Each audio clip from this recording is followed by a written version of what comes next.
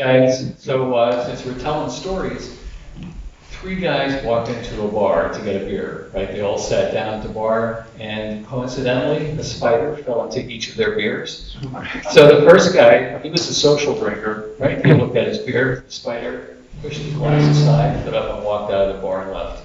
The second guy was a problem drinker, and he looked at the spider, picked the glass up and gulped it down, spider and everything all at once. The third guy was an alcoholic.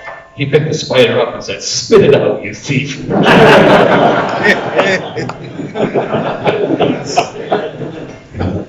That's me. So, okay. All right, so Hare Krishna, everybody. All glory to Srila Prabhupada. Glory to the devotees gathered here today. Hare Krishna, Hare Krishna, Hare Krishna, Krishna, Hare Hare, Hare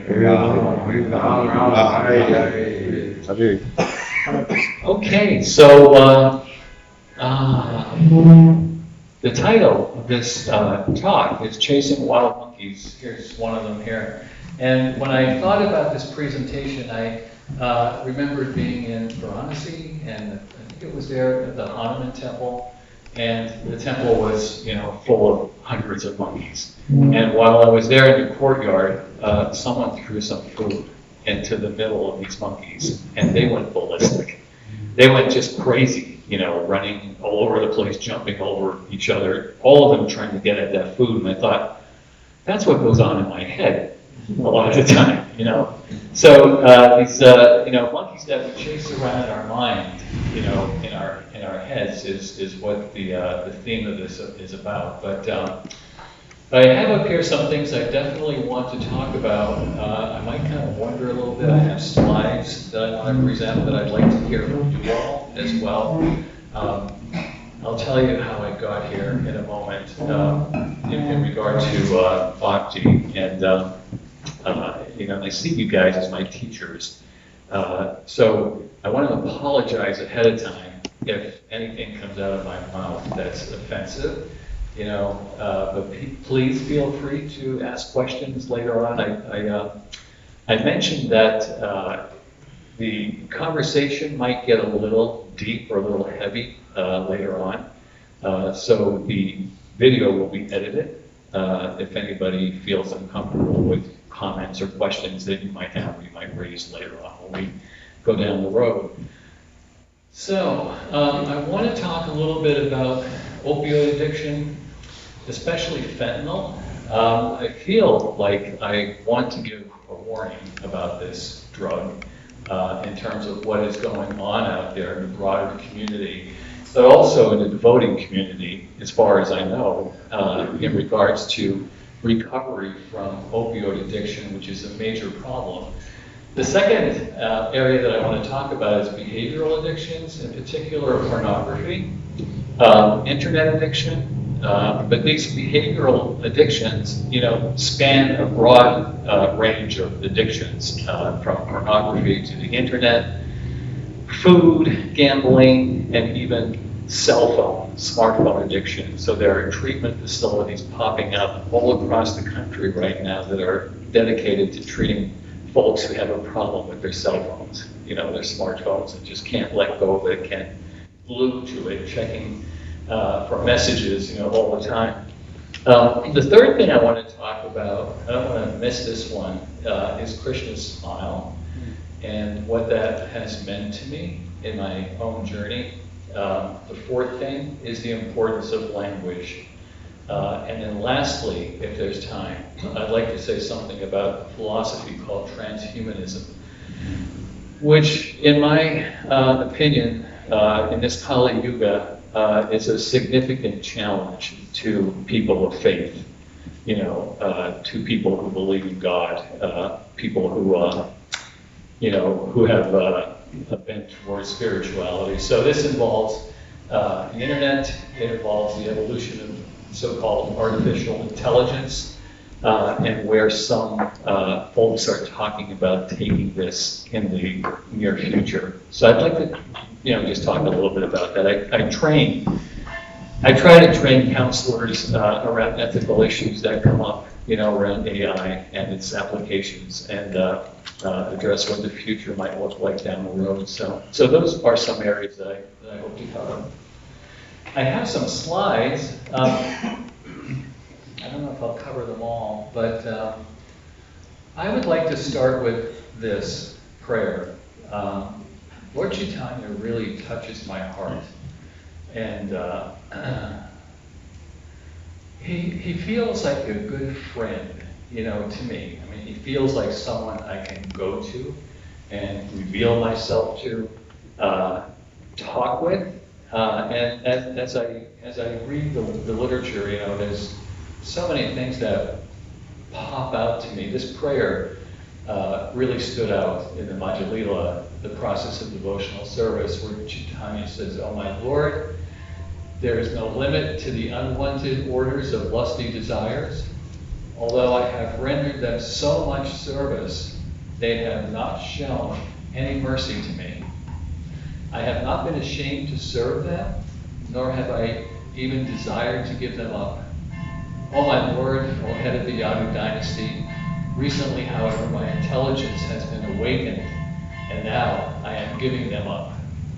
Due to transcendental intelligence, I now refuse to obey the unwanted desires, the unwanted orders of these desires, and I now come to you to surrender myself at your lotus feet. Kindly engage me in your service and save me." So I'd also like to read, if I can find it here. I'd like to read to you from a chapter in the big book of Alcoholics Anonymous called How It Works. So this is chapter 5. The big book, if you're not familiar with it. Is anybody familiar with it? Right? Yeah, a few people. So it's like the main text of AA. It's the original work that all the other 12-step programs are shaped around. So this is chapter 5, How It Works. Rarely have we seen a person fail who has thoroughly followed our path. Those who do not recover are people who cannot or will not completely give themselves to this simple program. Usually men and women who are constitutionally incapable of being honest with themselves. There are such unfortunates. They are not at fault. They seem to have been born that way.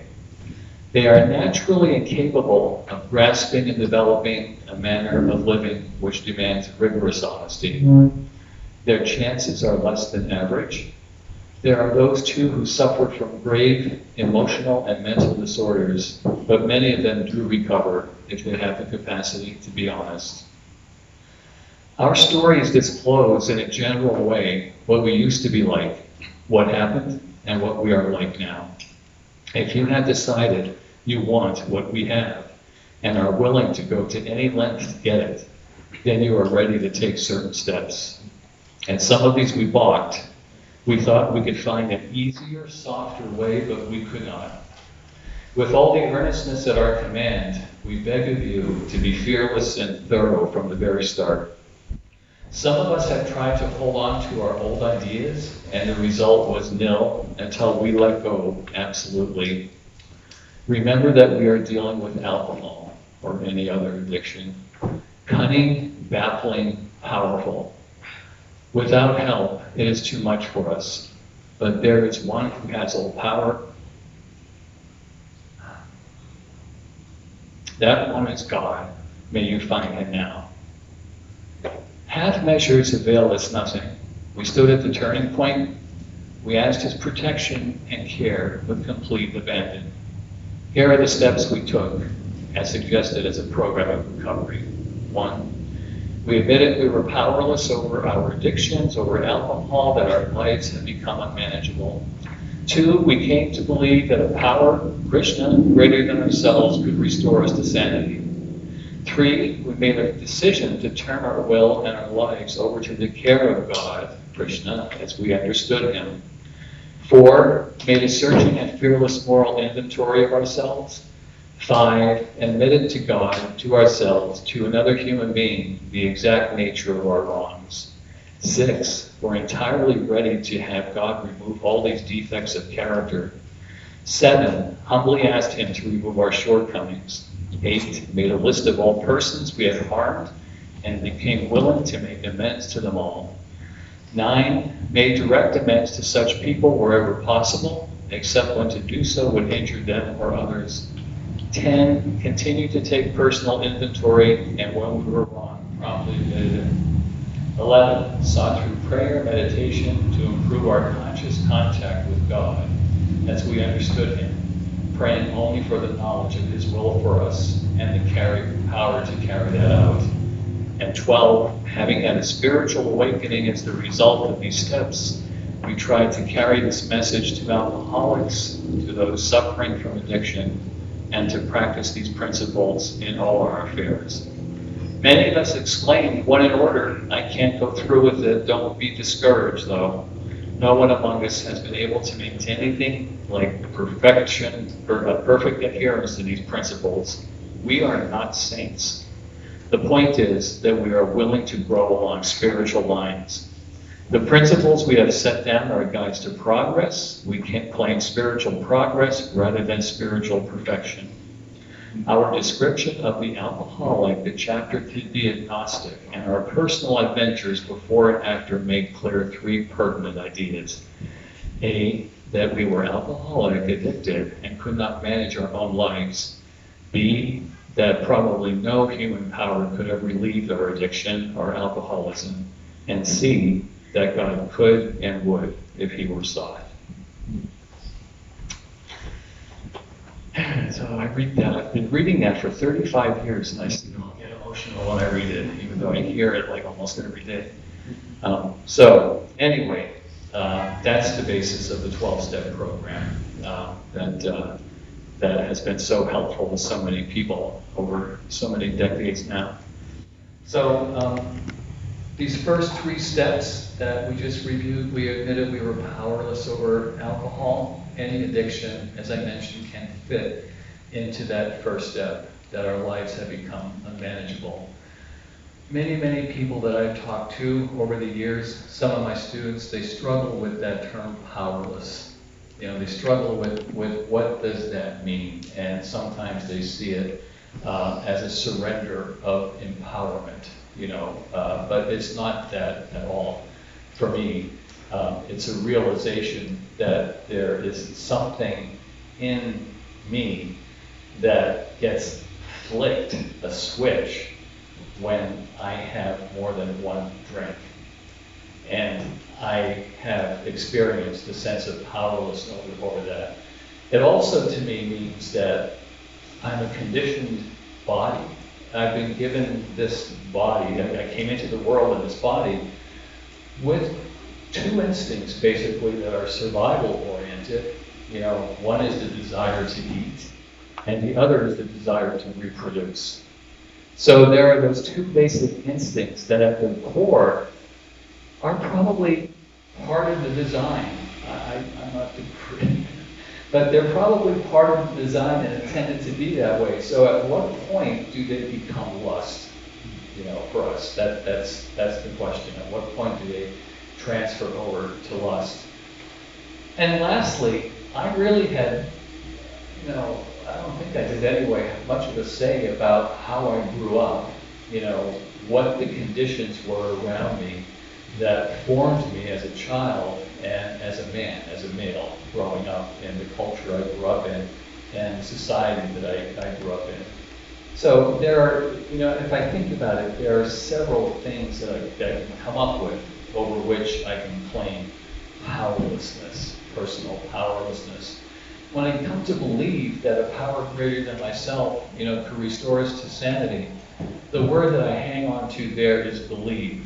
And for me, I think of the word Chandra in Sanskrit, and my understanding, I've seen different translations of that, but my understanding of the translation of that word is not just intellectual belief, it's not a cognitive affirmation totally. That might be a part of it, but it's more than that. It has to do, as far as I understand it, with my nature, with bringing my nature into what it is that I am claiming, that I'm affirming here. And not only that, it brings in a sense of devotion to, a sense of a feeling. In other words, my higher power is a personal God. It's a personal relationship. It's not an abstraction. It's not something that I just, make a mental leap. I mean, some people do in recovery. Some people who have a problem with belief in a personal deity and a personal God will talk about their higher power as the group, the 12-step group, or they'll come up with some other understanding. People are at different stages of spiritual development, spiritual understanding and spiritual development cognitively. So not everybody has the same understanding of what the higher power is. But for me, it's a personal relationship. It's a relationship that has feeling in it. And then make a decision to turn our will and our lives over to the care of God as we understand Him. That is a choice. That's a decision that is made every single day, sometimes every single hour, and for some people, sometimes every single minute.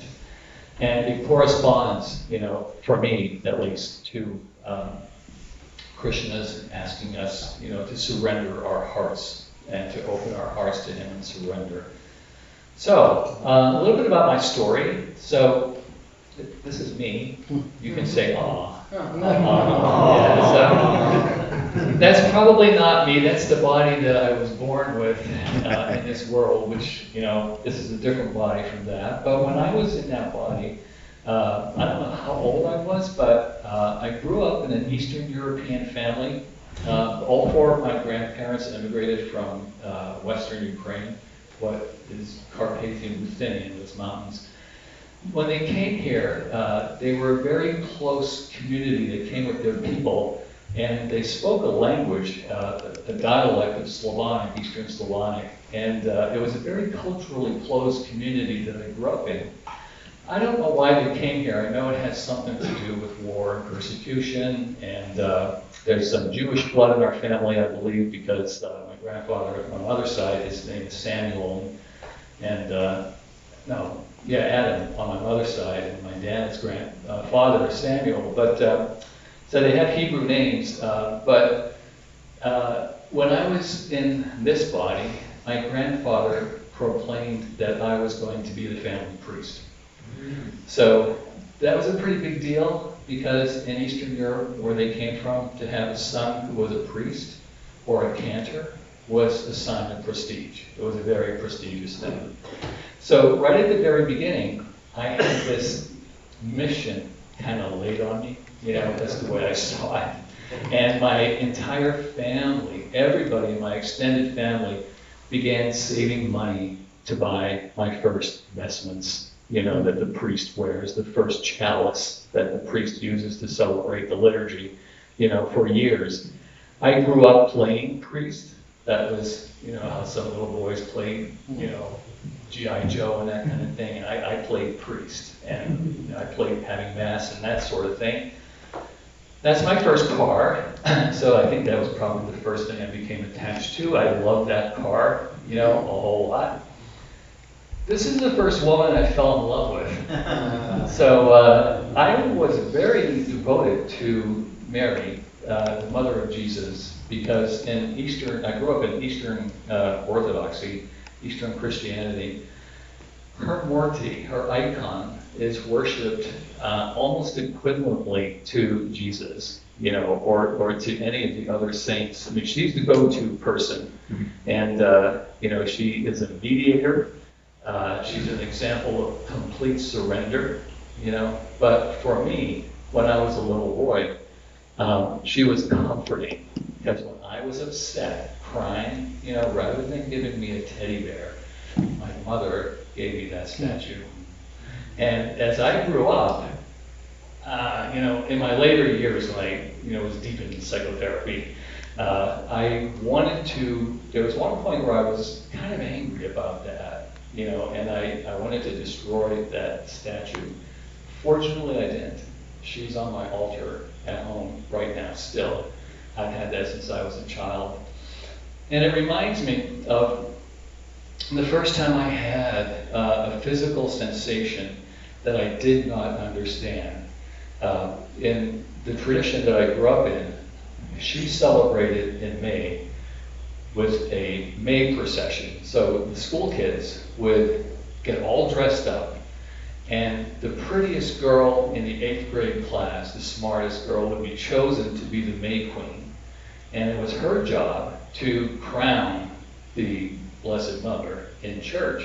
So there was a procession that would go around the block, and the kids would be singing, the nuns would be leading it, and at the end of that procession would be this beautiful 8th grade girl, you know.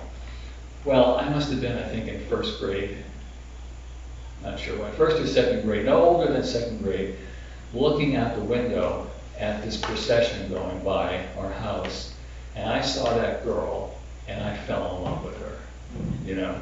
And I didn't know what happened to me.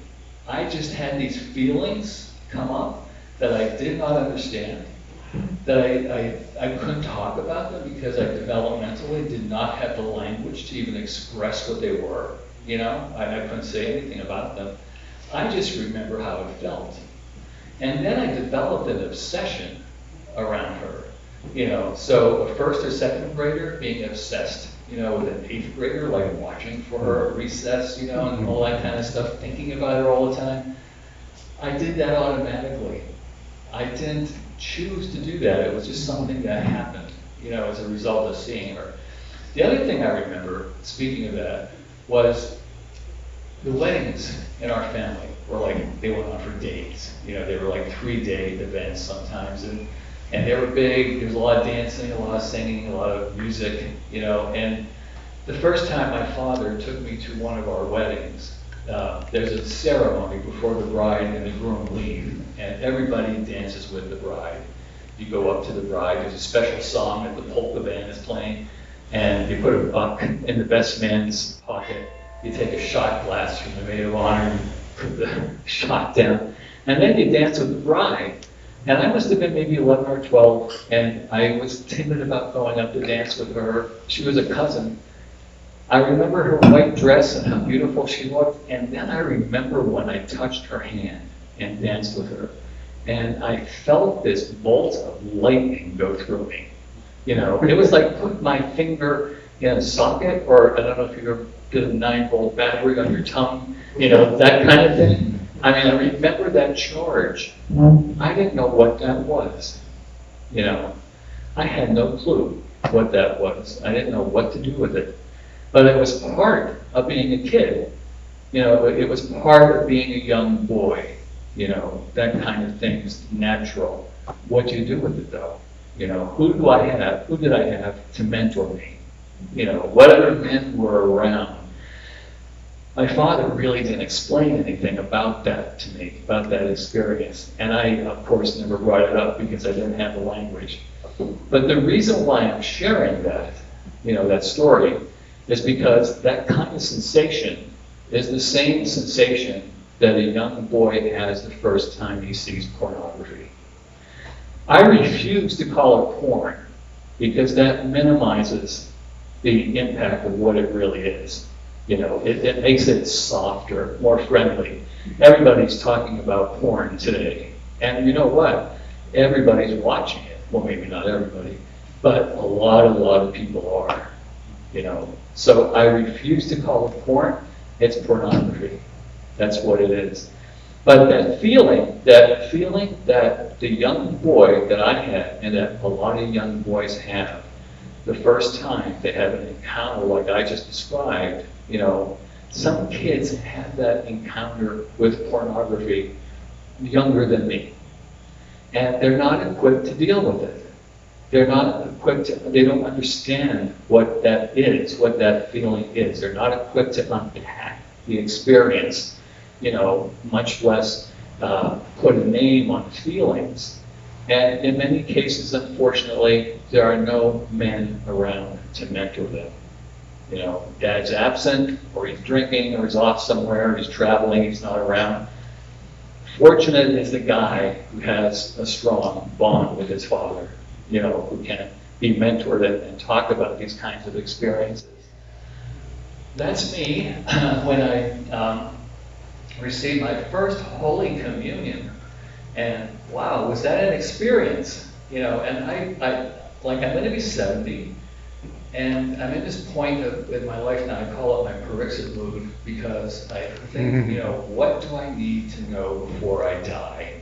You know, and that's where I'm at with my life. And that question sounds familiar, I'm sure. I almost died 3 years ago in the hospital. I had Legionnaire's disease, and I was very sick, near death, very close to dying, maybe a couple hours away before I got to the hospital. And I kind of made a bargain with Krishna. You're not supposed to do that, I guess, but I did. I said, you know, if I survive this, I will come out, I'll study, I'll ask Mahatma Das, you know, what can I do for service? You know, well, that was a loaded question, because he gave me a boatload of things to do for service. But you know, I kind of made that deal. But as in light of that, as I think back over my life, I think back. I heard this guy, Roy. His first name was Roy. He's the founder of SAA, Sex Addicts Anonymous. I heard him give a talk a couple weeks ago at the tape, because where he talked about the difference between the God of my understanding and the God of my experience. You know. So, I mean, in light of what we just heard in the last presentation about disclosure, you know, and intimacy, I've been thinking about, well, how has Krishna disclosed himself to me over the course of my life? You know, how has he revealed himself to me? How have I disclosed myself to him? I have certainly ran away a lot, you know, and tried to escape Krishna, tried to escape God. But when I think about the first disclosure, it was this.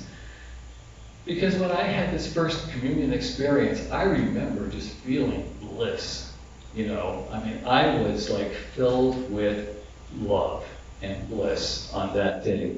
And for a long time after that, whenever I participated in that ritual in communion, I had the same experience as a kid.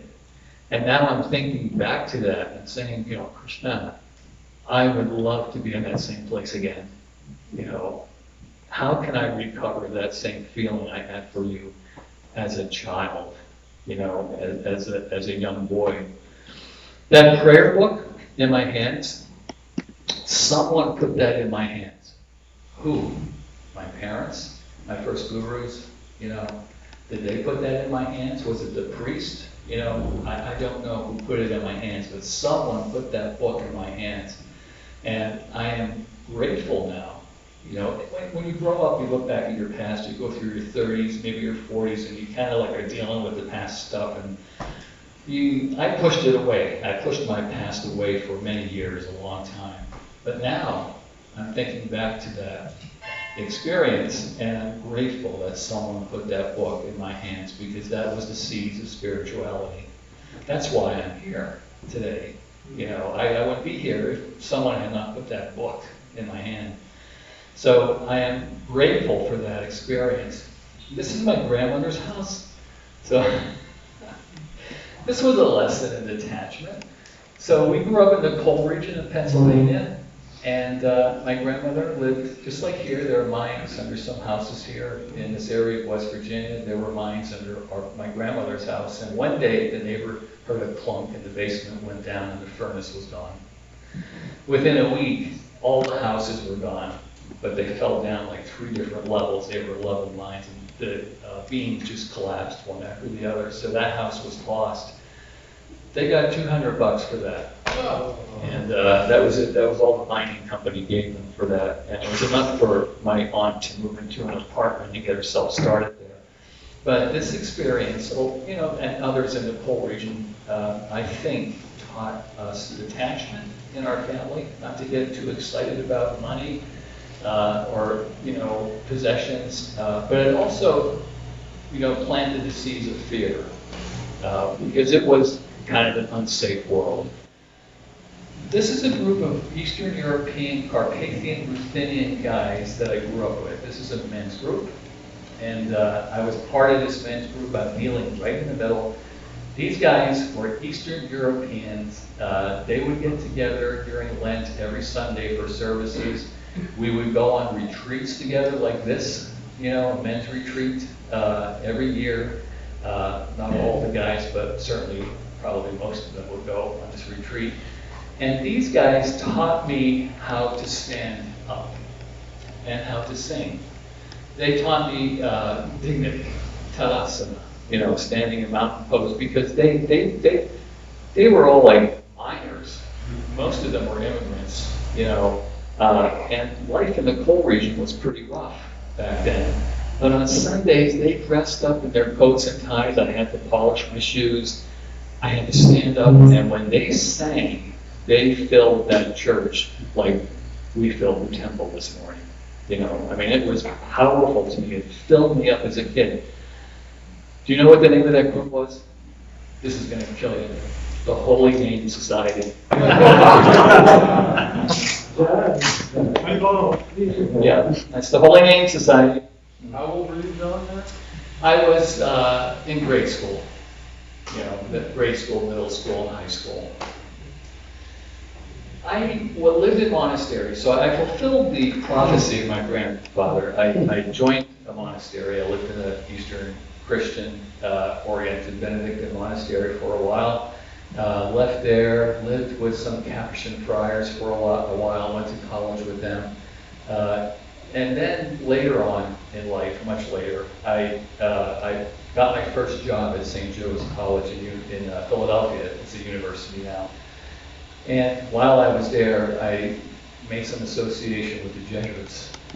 They were the people who were kind of running the place at the time, So I was inspired by their spirituality.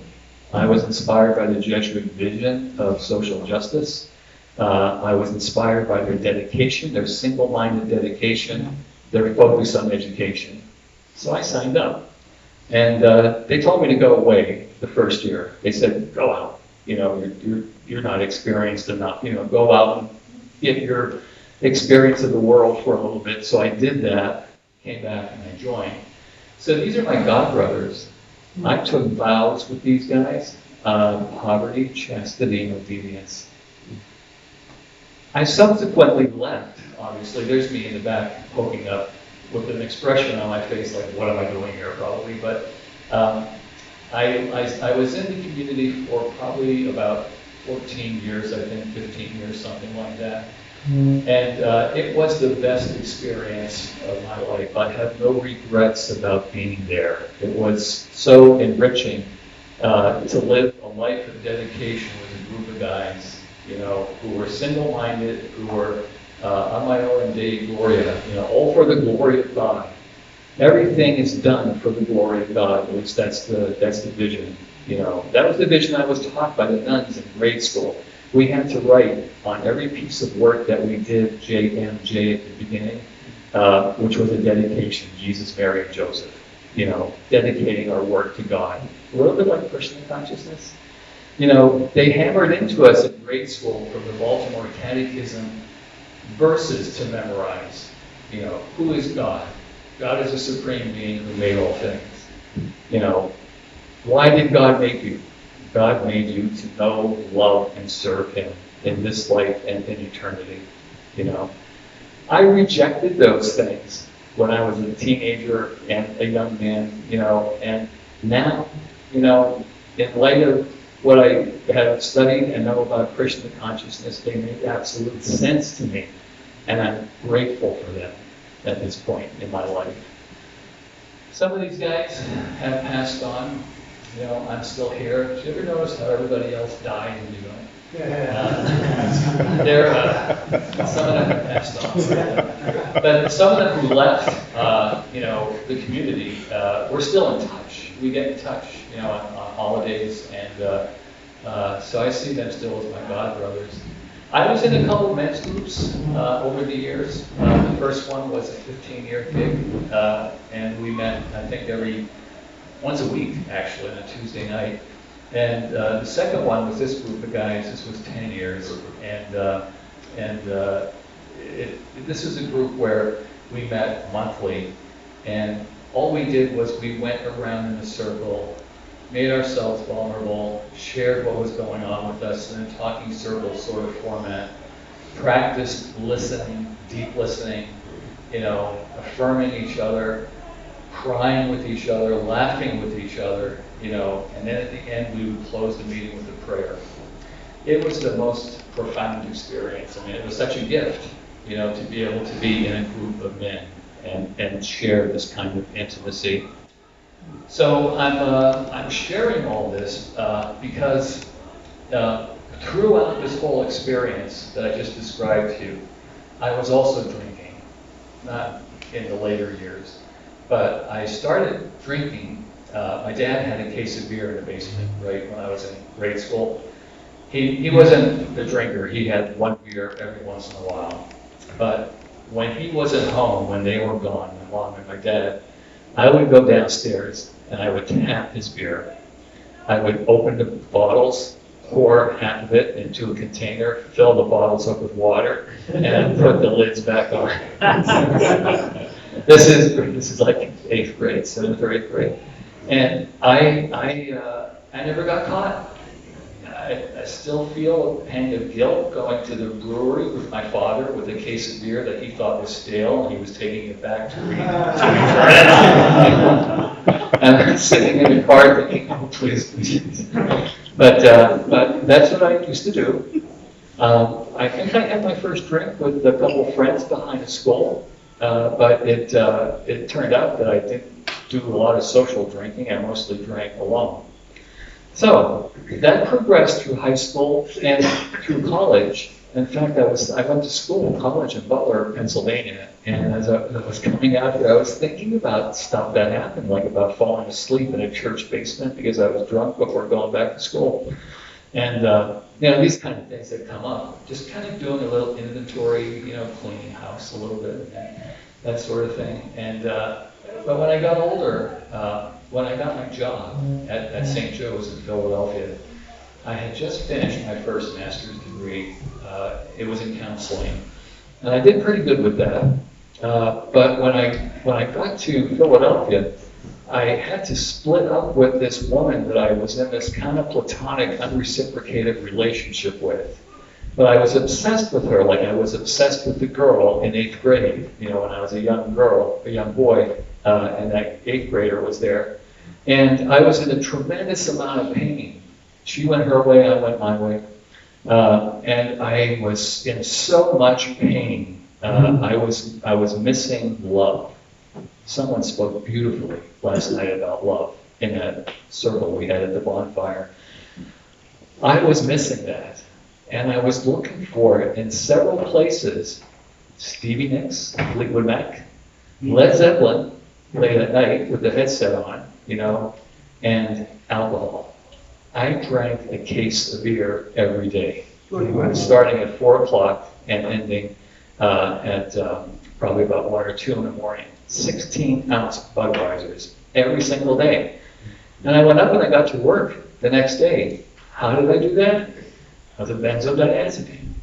So if you're hungover and you don't want to have the shakes and you don't want to quit drinking and you want to keep your job, so that you can continue to buy the beer because you have to have a job to buy the alcohol, it's a good thing to medicate yourself in the morning before you go to work. So you're not in withdrawal. A hangover is withdrawal, So I did that for a while. And then I kind of chilled a little bit, drank sporadically on and off. I joined the Jesuits. I continued to drink there because the Jesuits back then, guys, I don't know what you do now in case anybody's listening to this, the guys would have drinks every day at 5 o'clock. So where monks had vespers at 5 o'clock, the Jesuits had drinks before dinner, right? So the Jesuits are kind of worldly, their idea is to bring contemplation into the world, into action, in the world. So they're not monastic, they're monks like living in the world. But every day they had drinks, and I was at Georgetown working there, and every night before dinner I had at least 5 glasses of scotch with ice. I went into dinner and I had another couple glasses of wine, And then I would come back out at 9 o'clock at night. There was a hostess room, it was Latin for party, and there was a keg on tap there. And some of the guys would gather for a couple beers at night. I had a couple beers, right? And then I would go out into DC, and I would hit the bars, by myself. Not the straight bars, but the topless dancing bars at night, So drunk, and crawl back to Georgetown, down P Street, and go to work the next morning, So clearly I was out of control, at that point. But one of the things that helped me, this wasn't really a help, but one of the things that I thought was helping me was that I was in disguise. No one knew I was an alcoholic. No one knew what I was doing at night. There was one episode right before I took vows where I had gone to a massage parlor. And this happened twice under the influence of alcohol. And I was with a prostitute. This is back in 78, I guess, 79. And I was so guilty about that because vows were coming up, right? I did that like in May or April. Vows were coming up in August. I thought to myself, oh my God, I'm going to be up there at that altar pronouncing vows. God's going to strike me dead. Chastity, how can I pronounce that vow? And so I actually went to this Trappist monastery. I confessed to a Trappist monk. And then the next night I was in my little room. There was a little 13-inch TV. I turned the news on. The place I had gone to, the massage parlor I had gone to, was being busted by the cops on TV, right? So I'm like, phew, that was close. So I went to my novice master. Novice master is the equivalent of the guru, of the ashram. He's the head, and he's the guy who's training us. And I thought, I have to tell him what I did. I cannot pronounce vows unless I tell him. I got to confess this. That might have been a, roundabout way of trying to get myself kicked out. I don't know, but I expected that to happen.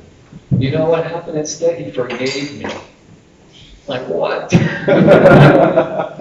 He forgave me. He said, something to the effect that we would have these desires. You're a man, just don't do it again, essentially. But the point is that he was very compassionate. He was open to hearing my pain. And he knew that that's where I was coming from. He was open to listening to me. His name is Jim, and I looked him up last week because one of these 70-year-old things that you do is you start to think about people who touched your life in the past, who really influenced you, and you want to say thank you to them. I do. So I looked him up. He's still around. But he forgave me. And, that was a profound experience for me. I went to New York City, and it was New York City I got sober, actually, because I woke up one morning, I was studying philosophy with boredom. I woke up, my room was trashed, there was pee everywhere, stuff was broken, and I was a blackout drinker, but I blacked out, trashed the room. I thought, okay, this is pretty scary, and I was on the verge of hanging out in Times Square at some places I knew about. I didn't want to do that. I knew I would probably get killed or rolled or something like that. So I went to this guy, another Jesuit, and I told him I have a problem with alcohol, I need help. I was on my knees in front of this guy. I was broken, crying, and desperate at that point. He was from AA. So he didn't reprimand me. He offered an ear, compassionate listening, compassionate ear, love. He gave me love. And I stopped drinking. And I stayed that way, dry, as I say, for about 8 or 10 years. And then some other stuff came up in my life changes, and I had a relapse. What I relapsed on? It was cough medicine. A lot of alcoholics do this, but I I just don't buy a bottle of wine. I didn't, just buy a bottle of wine. I made sure I looked at the label because there's a big difference between 12.5% and 13% alcohol. That 0.5% makes a big difference, But anyway, this cough medicine, I remember it had 25% alcohol in it. Yeah, so I don't know if it was NyQuil or what it was back then, but it was loaded with booze, and I started drinking that. And the next thing I knew, I had a full-blown relapse. And to make a long story short, I ended up in the ER one night with a 0.39 blood alcohol level. It's almost a 4.0. Universities straight A's, 4.0. But it's 0.39 School of Alcoholism. I was in there like pulling catheters out, taking, everything out of my veins and screaming at the nurses and that kind of stuff, making a complete fool out of myself. And that was the last time that I had that experience. And after that, I finally got into recovery fully and began working these steps that I read to you earlier, and they saved my life.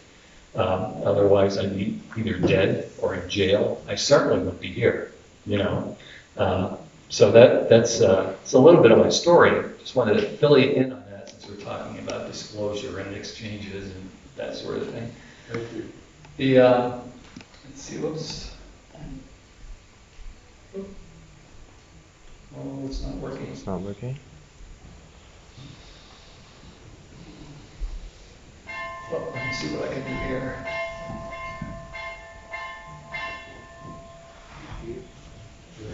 Oh, okay, there we go. Okay, so this slide is just kind of a reminder of what we're dealing with out there today in Maya. So that whole list of things that you saw, sexting, texting, Facebooking, Instagramming, all those kinds of things, including all the different modes of delivery of narcotics and other drugs on the left-hand side there. That's what Maya is presenting to us today, in my opinion. And the brain is not equipped to handle all that stuff. If you read the literature on technology relative to cognitive development, many researchers are saying that our brains have not changed very much. The technology has, and our brains are really not equipped to deal with all of the stimulation that is forced on us, that is out there today, that the brain has to deal with. So this slide here, if you take a breath for a moment, just get in touch with your body, I can ask you what comes up for you when you see that image. And what comes up for you when you see that image? So you guys are probably attracted to the celery, right? Is it offered?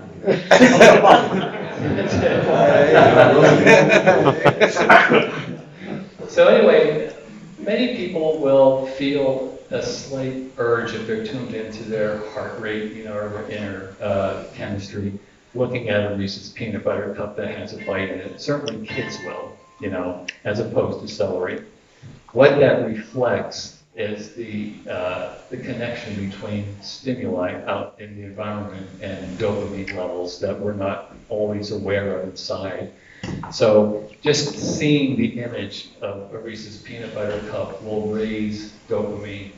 And the result of that is not so much a choice to eat the peanut butter cup, but an expectation that it will give me pleasure, because that's what dopamine does. It helps us, look around and try to figure out what is going to give me the most pleasure, what's going to give me the most fun, what's going to satisfy my desires, my needs. So it's a natural response. This is the same thing that happens, as I was mentioning earlier, with pornography.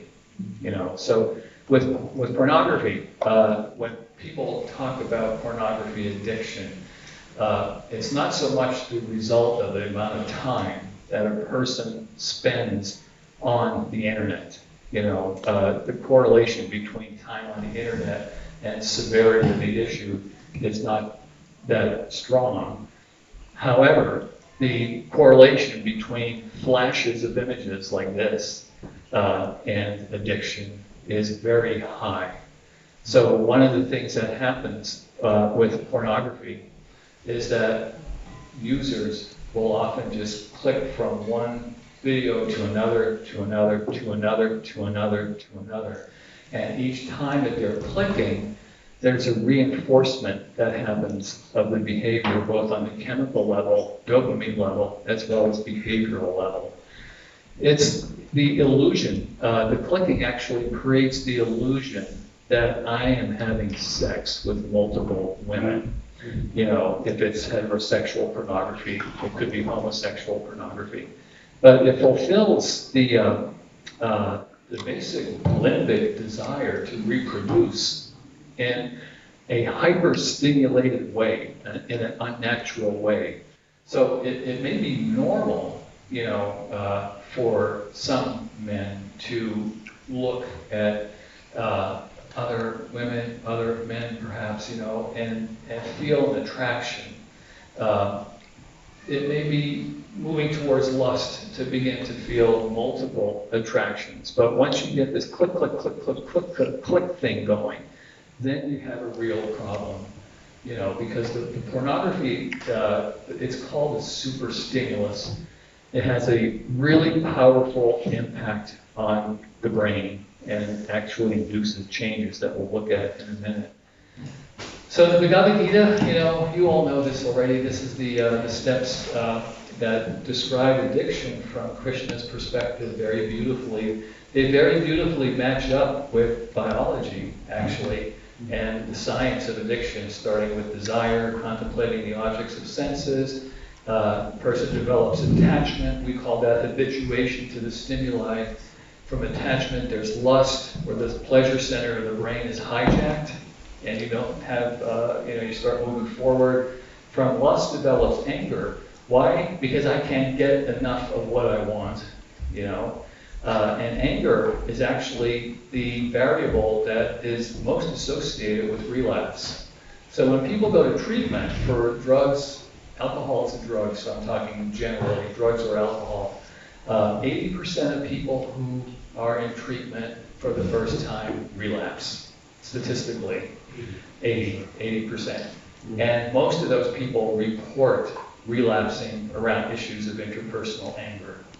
So what that means is that I may not have gotten the male mentoring that I needed to get when I was a kid to be able to understand the feeling of anger and then to learn what to do with it.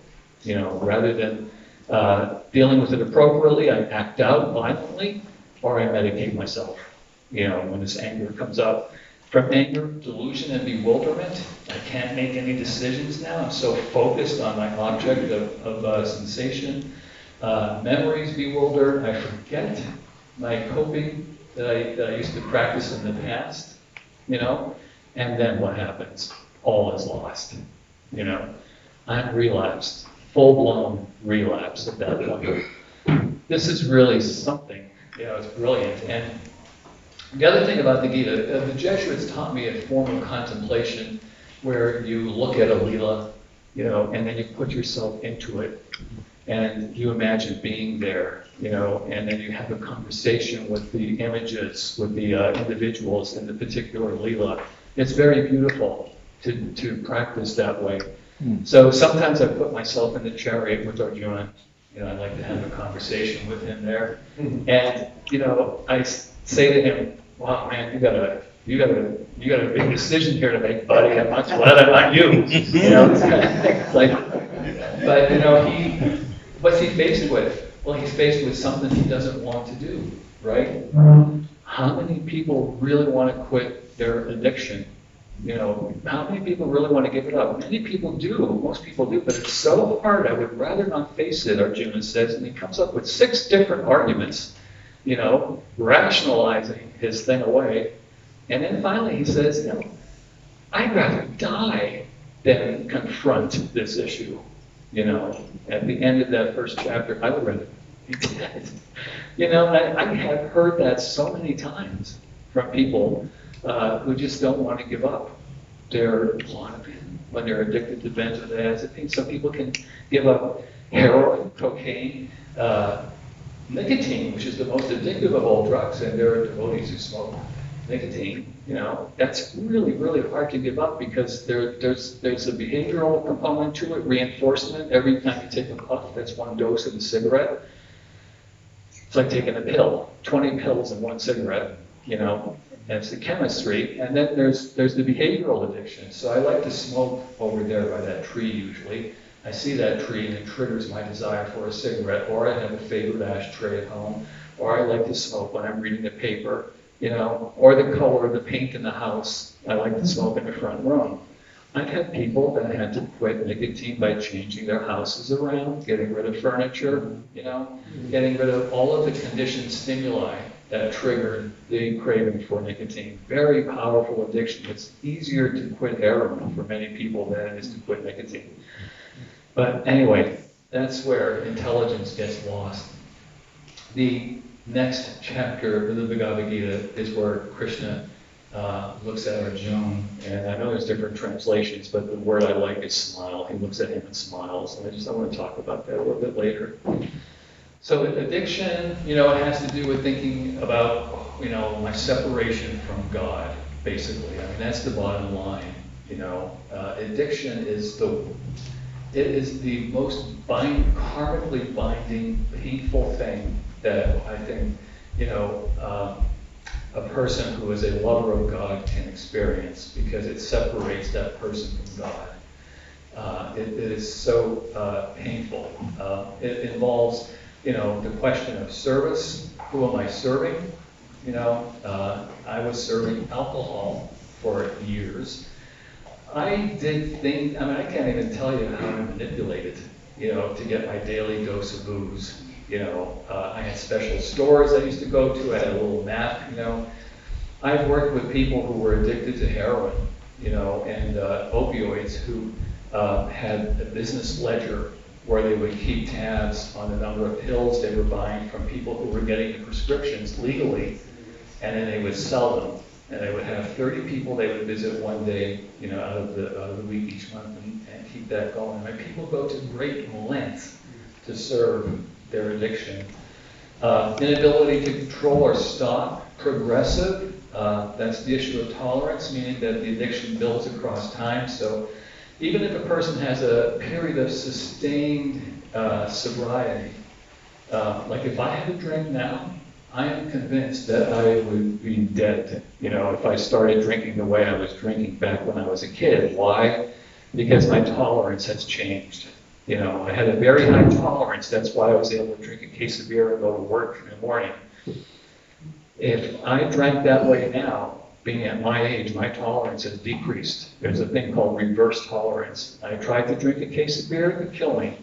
That's why people sometimes die when they come out of jail and they go back to their past habits of heroin use or opioid use, because they expect that they're going to get the same high from the amount of heroin they were using before they went to jail. Their tolerance has changed as a result of not using, and they die, basically, from that reason. There are co-occurring issues, mental health, anxiety, physical, emotional, and spiritual changes. These are just some statistics on alcohol consumption that occurred during the pandemic. So there was a huge increase in reported deaths that were alcohol related during the year 2000, 2021. 38% of those deaths occurred in the age group of 25 to 44. 30,000 were linked to liver diseases. It's really hard to get a tab on what the causal factors actually are. Some were traffic accidents, some were suicides. Opioid deaths in this country, 92,000 in the year 2020, according to the CDC. This is some data from Canada. Canada has not as big of a problem as the United States does with opioid addiction, but it's a significant problem. And they're aware of it, and they're dealing with it. More than 8,000 apparent opioid-related deaths between January 2016 and 2018. A lot of these statistics don't come out until 2 years after the fact. So in the States, the CDC statistics are always about a year or two old, for some reason. What do opioids do? Here's where I think like I'm on high horse. I mean, I talked to Ramguru Mataji about this and the Bhaktivedanta medical group, because I really think, when you think about opioids, like I know from my conversations with people, from participating in the Bhakti recovery group that I'm a member of, and from the contacts that I get from devotees every week, who are dealing with pornography addiction, drug addiction, marijuana addiction, those kinds of things. I know that we are at risk, as a community. There are people that are, oh look, come on in. Sorry I'm late.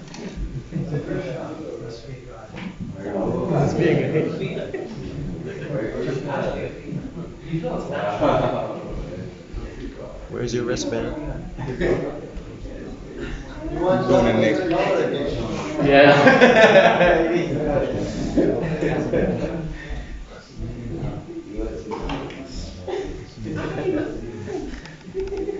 think they just don't give him so much attention. Right. Close the door.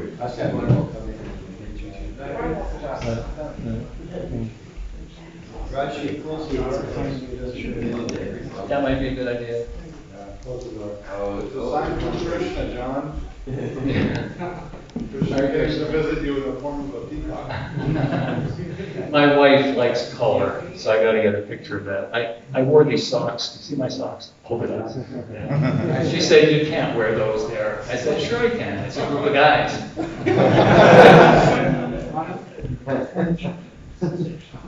What a beautiful creature. So anyway, my point about opioids is that I think that our communities need to be aware of the fact that we are vulnerable as much as any other community out there. There are people, in temple communities who are in recovery. There are people in temple communities who are struggling to be in recovery. There are people coming into the communities, as far as I can see, a new group, a younger group, and I think we gotta think about what people are bringing to the communities and just be prepared, because this is an all-pervasive problem. The biggest problem with opioids today is the issue of fentanyl. I was in a meeting about 3 weeks ago where the director of the CDC, not the CDC, the Drug Enforcement Agency for the United States spoke. And of those 93 to almost 100,000 deaths in the United States last year or 2 years ago, nearly all of them were fentanyl related. Fentanyl is an opioid, a synthetic opioid, and it comes in white powder form. And it is about 100 times more potent than morphine. And what she said was last year they picked up enough fentanyl in this country to kill every citizen in the United States. How is that possible? Because of its potency. There was a drug bust in my town. There have been a couple in the last couple of weeks, but there was one recently where they picked up 2 pounds of white powdered fentanyl. That's about 500,000 doses. One dose by accident is enough to kill a person or a kid. Why am I focusing on kids? Because they are the most vulnerable. Our kids, your kids, the kids that we're mentoring, all they have to do is find someone on Instagram, Facebook, or one of the social media sites, buy one pill, and that pill can be laced with fentanyl. And it will either, kill them, or the cartels like to think of it as a business deal where they try to get more and more people addicted, by lacing drugs. So it could be any kind of drug. It could be an anti-anxiety drug that kids will buy, benzodiazepine. It could be an antidepressant. It could be a benign drug that they buy on social media, one pill laced with fentanyl, they're dead. I know several families that lost adolescents that way, unfortunately. Why? Because it impacts the brainstem, the breath, heart rate, sleep, puts the person in a comatose sort of state. They turn blue, and it causes what they call wooden chest. So the person stops breathing, they cannot breathe anymore. The heart continues, but they can't breathe. That can happen. I went to my gas a couple of weeks ago. There was an overdose in the bathroom in the gas station. I live in a pretty nice city too, a pretty benign town. There was a lady on the street a couple of days ago, lying on the sidewalk. I drove by. I couldn't stop. There was someone behind me. I turned around, went back again. I didn't have my Narcan with me, so I didn't jump out of the car. I called the police and reported that she was probably an overdose. My point here is that I really believe that the communities need to be prepared for this, at least need to be aware of it. And there should be someone in all of the communities trained in how to administer Narcan. It should be available. There are states that have different regulations around it. It's important to be aware of that. Narcan is a antagonist drug that you can spray through the nose. You find someone who's in an overdose state, they're blue, rub their chest like that. If they don't respond, you turn them on their side. Put the Narcan in their nose, brings it back. Then you get out of the way, because usually when they get up, they're really mad, angry that save their life sometimes, or that you messed with their high.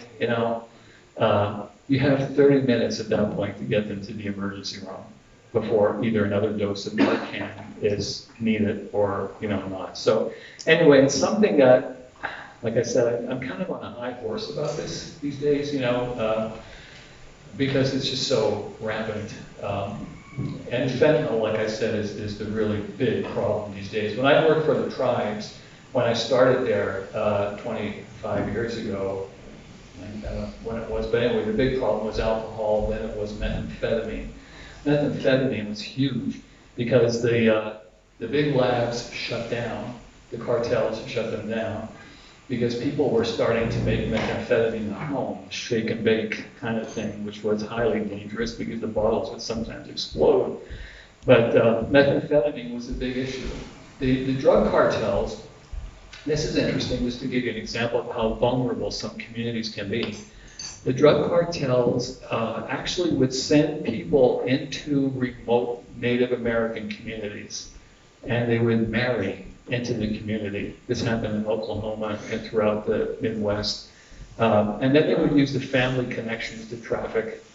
So I met a kid one time who lost 14 family members, a young Lakota kid, who lost 14 family members to death by suicide as a result of methamphetamine. Bad drug. That morphed into opioids. Actually, in our area, there was an intermittent drug. There was something called bath salts, which was a street drug, and people were kind of changing the composition of it all the time just to stay a step ahead of the FDA and a drug enforcement agency. But the kind of drugs that people are using are often related to the market on the street. So when the price changes, the frequency of availability also changes. Right now, it's opioids. Opioids is a result out there because mostly of the pharmaceutical companies, horrible practicing, prescribing practices. Any of us could go to a dentist, and walk out with a prescription for Percocet and end up having a problem with it. There are no predictive variables that say this person's not going to get addicted. Opioids do not discriminate, so anybody can become, can develop a problem with some of the opioids. So that's really important to keep in mind. I'm going to flip through here because I think, whoops, I'm going backwards.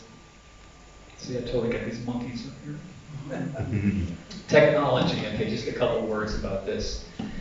Pornography has progressed, over the years. So when I was a kid, it was magazines and books. Movies became popular, and music as well started to get a little, dicey. Videotapes, VHS tapes, morphed into DVDs, which were rental products, and you could buy them. So the availability of pornography was getting more and more. That eventually morphed into tube videos, which is the idea behind YouTube. Short clips, 2-minute clips, maybe 1-minute clip.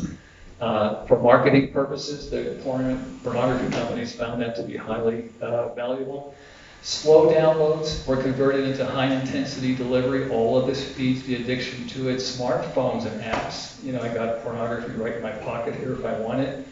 We're moving into an era where AI, virtual reality, and augmented reality, you know, holograms, will be the next big step, you know, into the pornography field.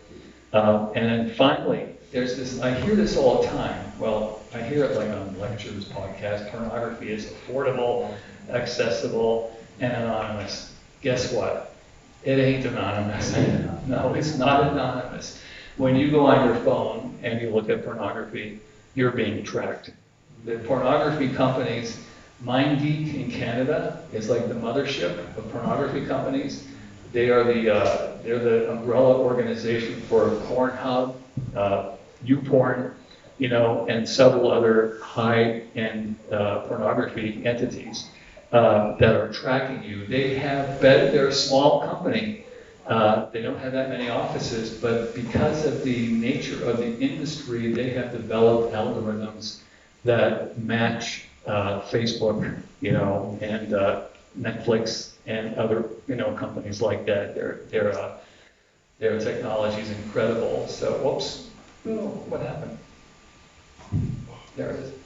They call that data-driven creativity. So there have been a couple court cases in the news these days. The last one was June 22nd in 2022. Most of them have to do with child pornography. One of these cases here, I think maybe all of them deal with this 13 or 14-year-old girl who was videotaped. Her ex-boyfriend sent it to MindGeek. They posted it. You know, she saw it. Kids saw it. It went viral. You know, they had a lawyer. They employed all kinds of people to try to get it taken down. MindGeek, Pornhub said it was taken down. It came back. You know, so you can't really get these things off the internet. But this ended up in a lawsuit where the suit was actually directed towards Visa and MasterCard for supporting the payment of child pornography on the internet. You know, so that court decision is still pending. There are a number of different legal things going on right now in regards to MindGeek and some of the other organizations. These are just some statistics about use. Surprisingly, this is not an all-male issue. You know, there are women who also use pornography. Couples use it. You know, there are ministers. In one religious study, 43% of pastors reported struggling with pornography in the past. You know, it's easy to hide it, just like I hid my alcoholism behind a Roman collar for years. You know, that's called spiritual bypassing. In the daytime, you know, I was this pious, religious guy. Everybody kind of liked me because I was so holy, you know, when I was a kid, and pious and all that kind of stuff. But at night, I was like Darth Vader, you know, and no one knew it.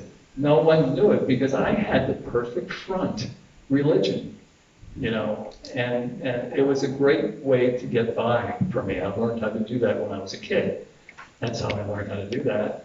A little brain thing there. Let's see. So just a couple more slides. The brain's response to you know, a super stimulus. What happens? There's 4 different things that happen in the science. 2 of them kind of happen at the same time. The first thing is called sensitization. Some people call it habituation. So sensitization is like this. I get a new job. I'm really psyched about it, right? And I drive to it on a particular road every day. The end of that journey is my job, and I'm really happy about that. I get reinforced. I get paid for that. I do that day in, day out. When I first start going down that road, I notice the peacocks, the trees, you know, everything that's beautiful along that road, this nice house. I'm going to work. But I'm getting reinforced, sensitized to that hyper stimulus, that job, that paycheck that's coming in. That's the focus. When I'm doing that, I'm rewiring the brain. Neurons, you know, that fire together, connect together. So I'm creating pathways, neural pathways in the brain. So I get to the point where I could actually drive while I'm thinking about something else. without even, because the network gets hardwired in here. That's sensitization. So you think about applying that to drugs. It works the same way, or to pornography. Desensitization happens at the same time. So desensitization is, I'm going to work, I'm fixed on that job, I'm fixed on that paycheck, but now I'm not noticing the trees, the houses, the dogs, the peacocks, because I'm so fixed on this one stimulus. As a result, when that employer lays me off, I go into a deep, deep depression. Why is that? It's because I'm desensitized to anything else in my environment that might give me pleasure, that might give me happiness, that might give me joy. I'm talking about biochemical stuff here, What happens to the brain in that regard, there's a significant change in the number of dopamine receptors. So if in regard to sensitization, if I'm taking a hit of cocaine, one after another, or methamphetamine, that type of thing, every time I do that, I am artificially pumping in a boatload of dopamine into my brain. That gets me excited, So I'm actually more excited about chasing the drug, the ritual around it, than I am about the effect.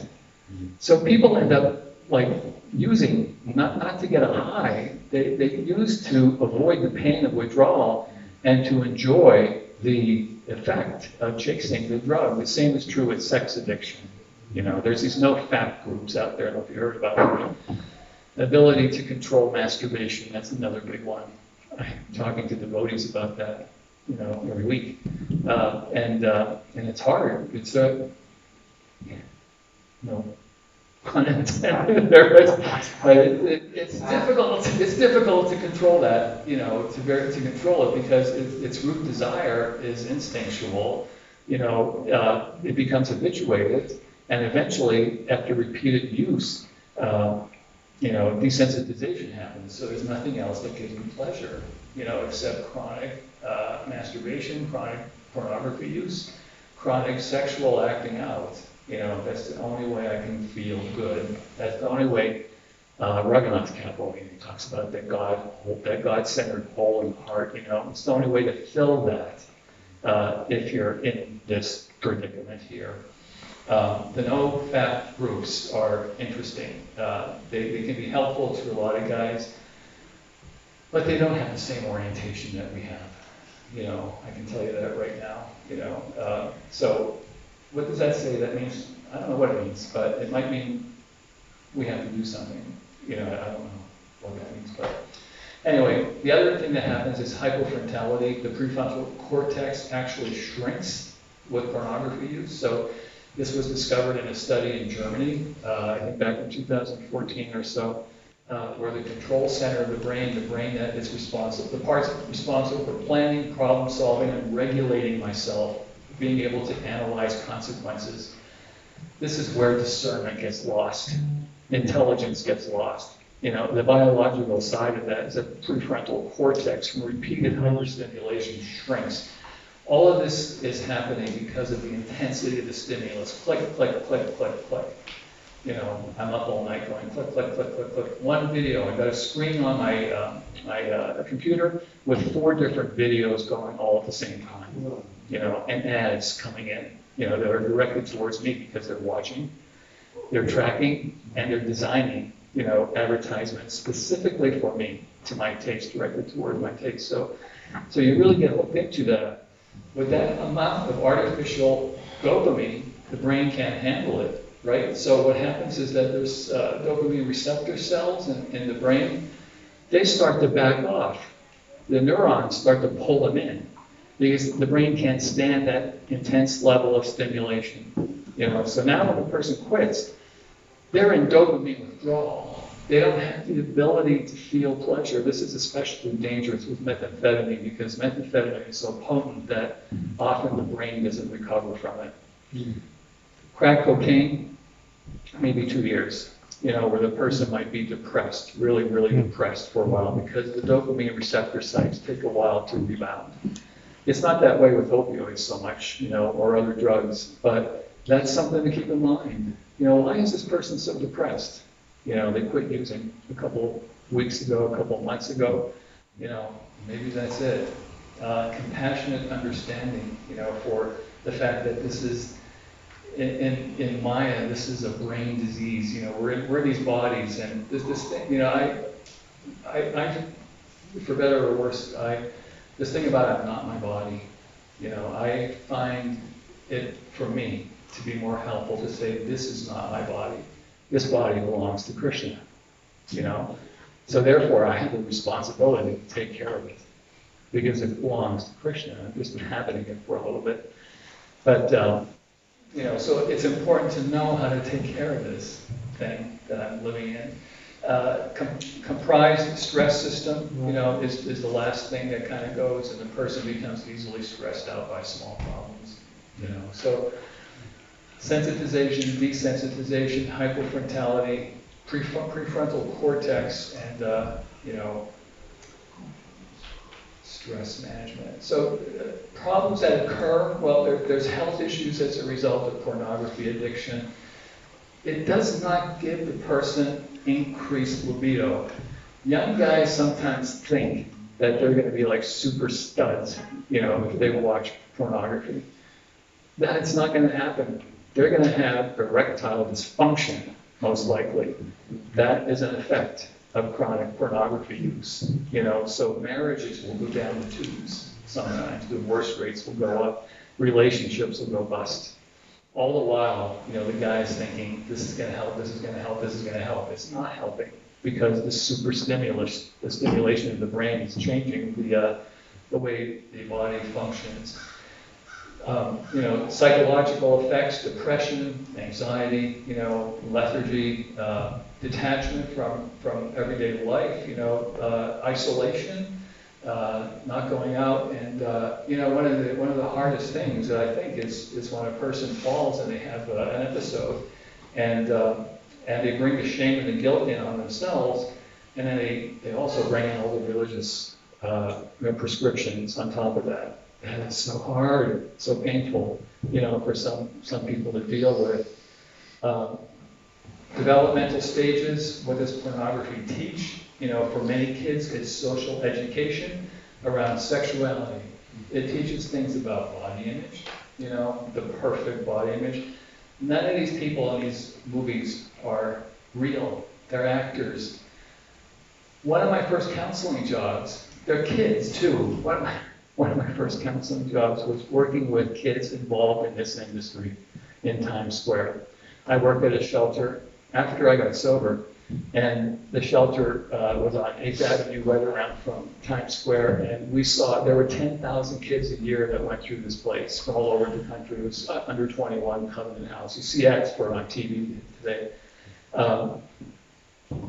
Many of these kids got locked up into the pornography prostitution industry on 8th Avenue and in Times Square. That place at that time was really bad in this regard, you know, and the pimps and the mafia, the mob, you know, were controlling the streets. And these kids would get off the bus, they get picked up by the pimp, they would get trained in how to walk down the street, trained in how to pull a $25 trick, you know, and then get into the pornography thing. And there were several murders, one kid was thrown out a 5th-story window one time by the pimp. And there was a little girl, I'll never forget her, I sat down next to her, she was crying, she was 13, and she was holding a teddy bear. I said, why are you crying? She said, I can't get a job. Well, what kind of job are you looking for? Dancing at a bar, topless. They didn't hire me because I'm not developed and I have breasts. And she's crying, holding a teddy bear in her arms, you know, just a kid. So that was my introduction to this. How much time do I have left? None. Okay, let me just go through this, and then can we just maybe 5 minutes of questions. So one of the things that I find really helpful in terms of talking with people about slips and fall downs is to use this model. And this is a relapse prevention model by people named Martlet and Gordon. It's been around for a while. But it kind of illustrates what happens, almost like an algorithm, when a person has a slip. So if you start with triggers, there are 2 types of triggers that come up in the research, interpersonal and intrapersonal. An example of an interpersonal trigger might be anger. An example of an intrapersonal trigger might be, oh, wow, I'm feeling pretty good today. I haven't had a drug in about a year. Maybe I could go out and smoke a joint, that kind of thing. So two different types of triggers may come up. If I have something on board that will help me, deal with those triggers, I am most likely able to maintain my goal. If my brain, when it starts scanning, how am I going to deal with this trigger, and it's scanning, and it doesn't find any coping skills on board, I'm talking from the psychological basis here, it doesn't find a way to cope, it might send me back to what I'm most used to doing in the past, which might be drinking, drugging, or watching pornography to handle the anger that came up. So I might have a slip. If that slip continues, something called the abstinence violation effect kicks in. This is a cool kind of thing because it operates like a program, like a computer program. I am abstaining from sexually acting out. I have a slip, right? I don't pick up my beads, I don't chant, I don't do what I know has helped me in the past, or I can't think of anything to do in the moment. I revert to what I know helped me feel better in the past. I watch pornography. I slip. That slip, causes something called self-efficacy to drop. Self-efficacy is my belief that I'm actually able to deal with this issue. Okay? There's two different kinds of beliefs. One is an outcome belief, and one is a belief around personal action. An outcome belief is, doctor gives you, a diabetic, a list of things to do and says, do these things, you'll feel better. Yes, doctor, I know that if I do these things, I'll feel better. But I may go outside of the clinic and look at that prescription and say, I can't do these things. Why? Because my self-efficacy, my belief that I can do that list of things, 10 things, isn't there, or it's low. So when I have a slip, my self-efficacy, my belief that I can maintain abstinence drops. The next thing that happens in this computer up here is that I start to say things to myself. I say things like, there's something wrong with me. Every time I'm in this situation, this is going to happen again. I can't control myself. So I start this stream of negative self-talk, this spin, and when that combines with the low self-efficacy, the conclusion of that algorithm is, I might as well just drink until I die. So I just go into a full-blown relapse at that point. So the points of intervention here are really important. I mean, if you're like a leader in a temple or people are coming to you to talk about this stuff, or whatever, the first thing is compassion, and being able to listen. Not asking why, but asking what, what happened, and really giving people a heartful ear. Let them patience is a big thing. But you can intervene at many of these points. You can intervene at the coping skills point. It really may be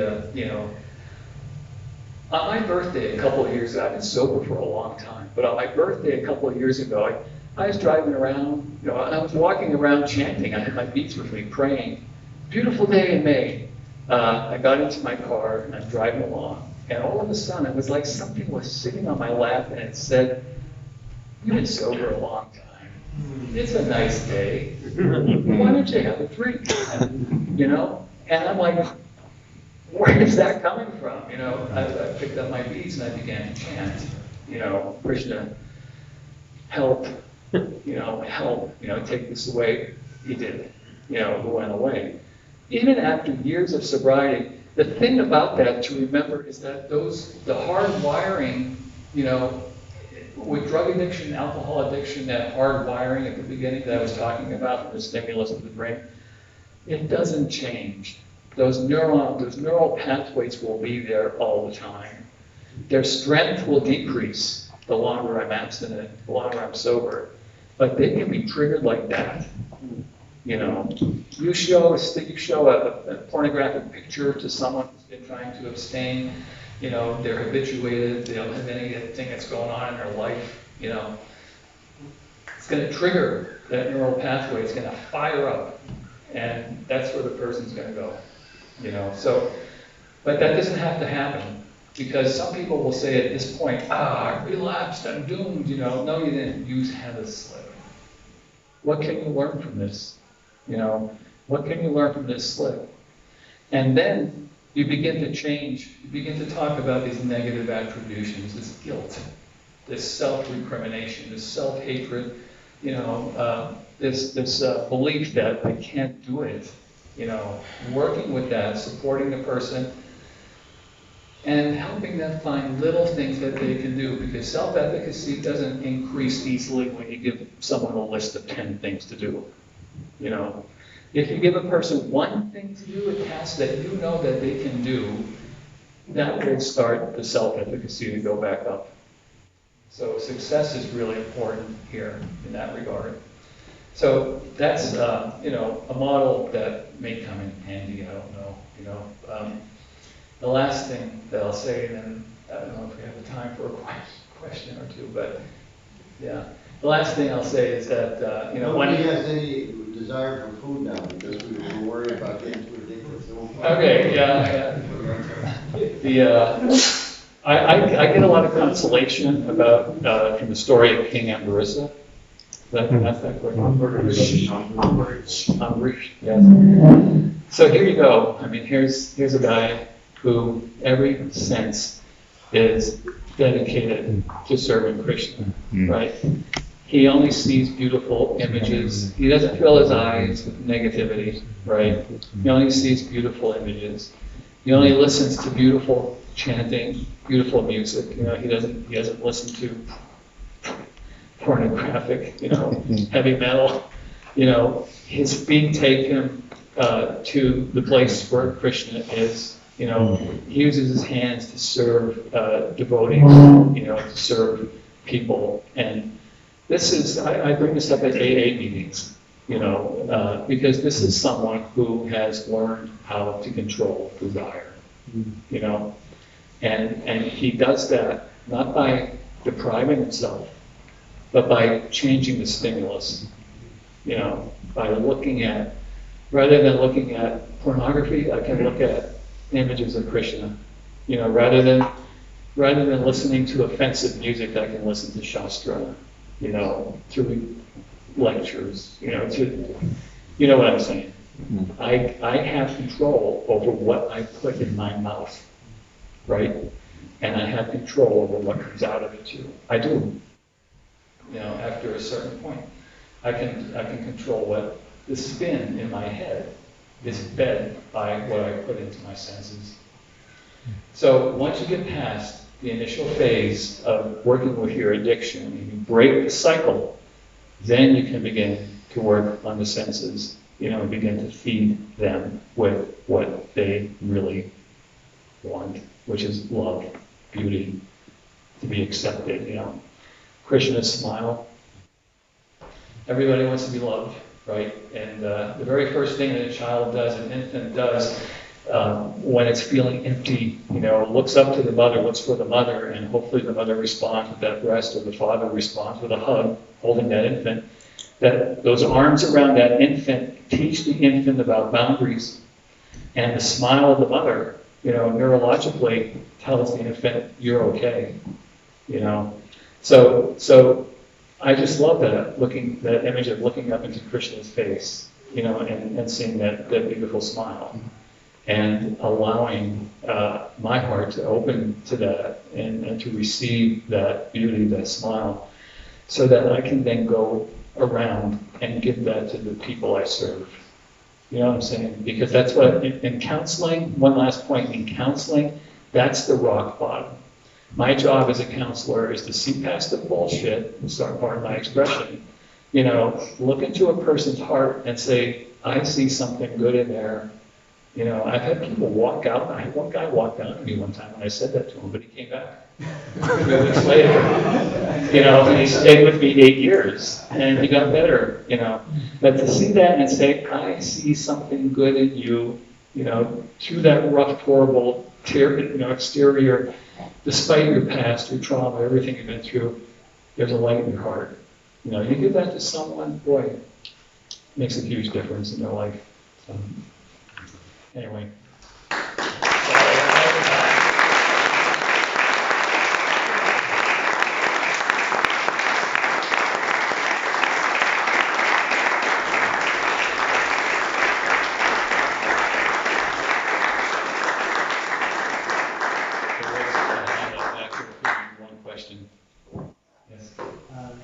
No mic? Where did the mic go?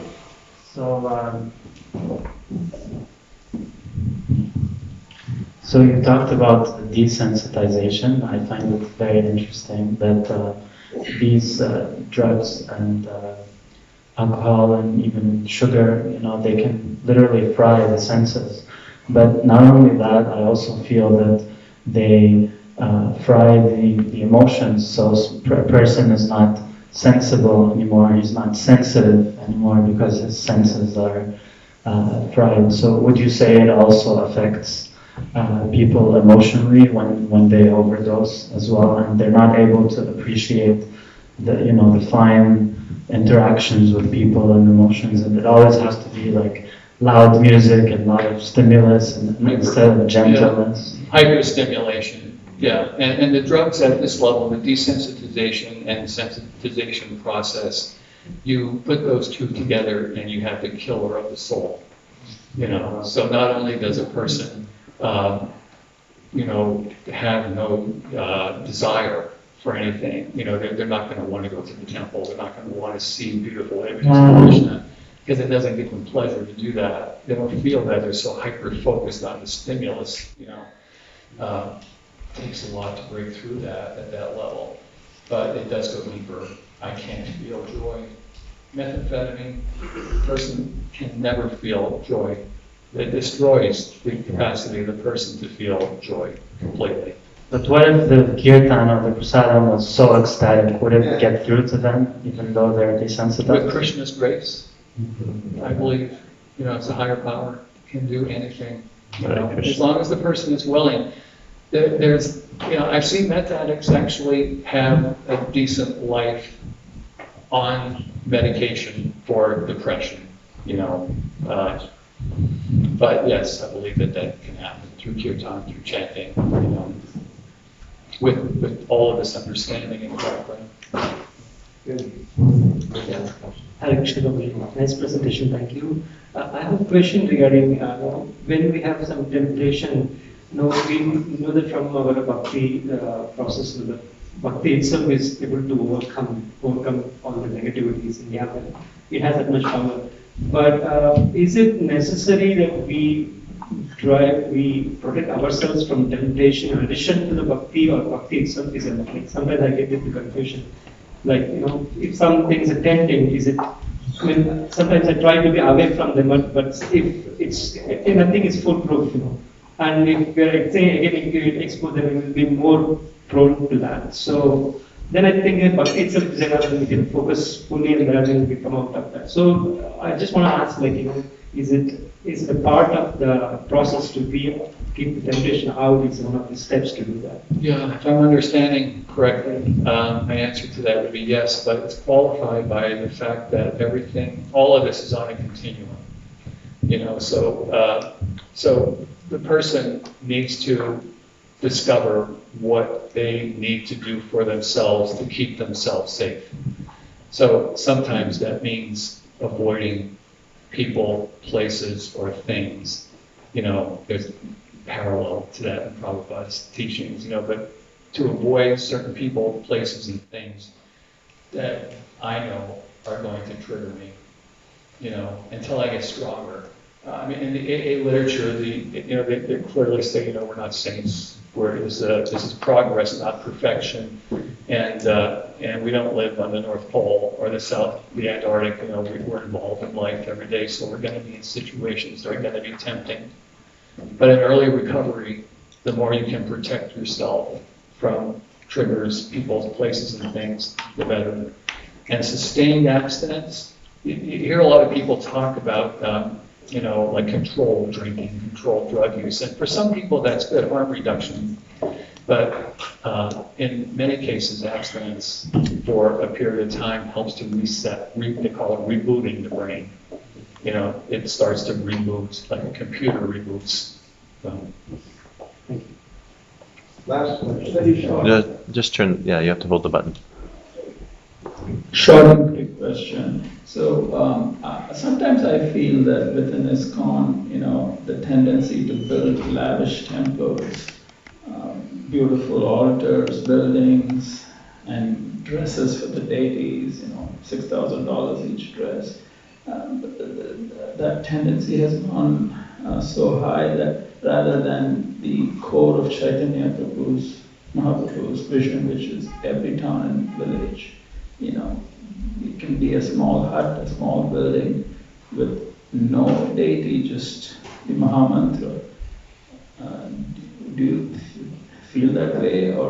And a follow-up question is, isn't democratic America being drugs are being pumped into our country because of the vision of the autocratic leaders, maybe not in America, such as, any other country?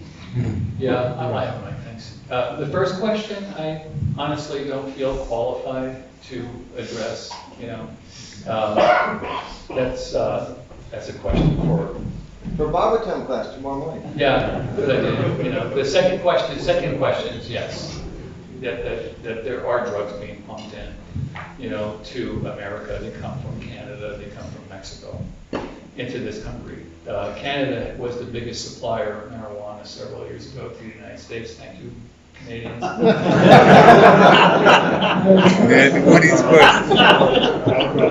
Yeah, right. Yeah, We outsmarted them, we just legalized it. right. I do want to mention the Bhakti Recovery Group here before I go away. I must have passed the slide. So there is something called the Bhakti Recovery Group, which is a group of people in recovery, devotees, some in recovery, some just beginning to practice recovery. And it's an online forum that meets every day. There are meetings every day, sometimes twice a day. Anybody's welcome to attend. You can find out about it by doing a search for the Bhakti Recovery Group on Google, and it will come right up for you and know that we're out of town. Go to your next slide, John. I think there was a link there. There. Oh, Bhakti Recovery.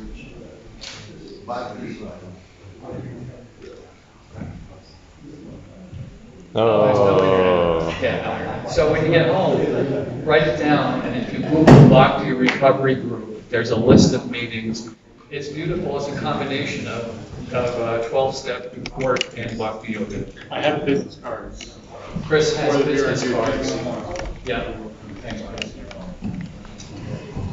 Okay. Thank you, everybody. Thank you, John.